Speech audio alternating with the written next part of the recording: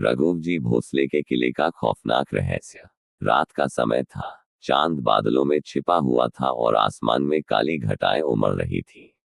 मैं नागरधन पहुंचा, वह जगह जहां सदियों से वीर रघुव जी भोसले का किला खड़ा है।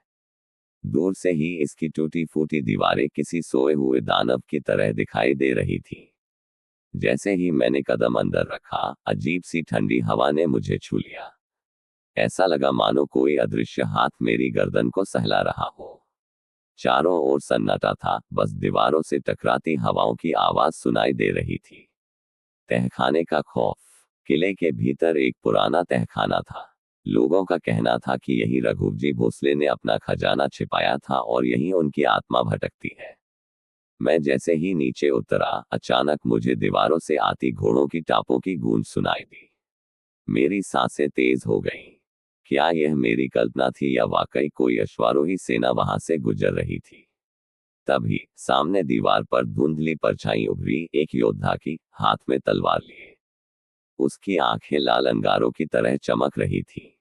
मैं भय से जड़ हो गया। रहस्यमय सुरंगें। मैंने आगे बढ़कर एक गुप्त सुरंग का दरवाजा देखा। अंदर घुप अंधेरा था। कहा जाता है ये सुरंग नागपुर तक जाती है। जैसे ही मैं भीतर गया, कानों में नगाड़ों की आवाज गूंज उठी, धम धम धम। ऐसा लगा मानो कोई सेना युद्ध की तैयारी कर रही हो। अचानक पीछे से किसी ने फुसफुसाया, वापस लौट जा, ये जगह तेरे लिए नहीं है। मैंने पलट कर देखा, वहां कोई नहीं था, परंतु दीवार पर लाल रंग से लिखा हुआ दिखाई दिया, रघुव जी का खजाना हमारा है। ये लिखावट जैसे ताजा खून से की गई थी।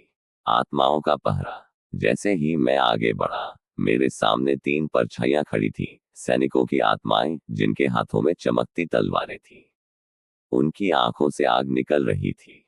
उन्होंने एक स्वर में कहा, हमारे राजा की रक्षा हम जीवन भर करते रहे, अब मृत्यु के बाद भी करेंगे। यहां से भाग जा। मैं डर के मारे पीछे हट गया। तभी एक भयानक दृश्य मेरी आंखों के सामने आया।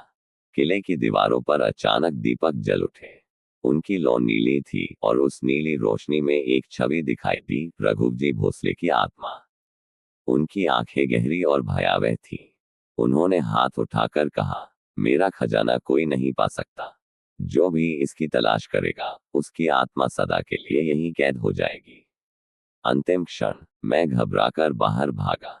परंतु अजीब बात यह हुई, मैं जिस रास्ते से आया था, वह अचानक बंद हो चुका था। दीवार मानो अपने आप खिसक गई थी। मैंने चीखने की कोशिश की, लेकिन मेरी आवाज बाहर नहीं निकली। अंततः किसी तरह मैं दीवार के एक टूटे हिस्से से बाहर कूदा। बाहर आते ही सब कुछ सामान्य हो गया, न कोई आवाज, न कोई परछाई। पर आज भी जब मैं उस रात को याद करता हूँ, तो मेरे कानों में वही वाक्य गूंजता है, रघुव जी का खजाना हमारा है। फेयरफुल, ये थी रघुव जी भोसले के किले की भयावह और रोमांचक रहस्य कथा।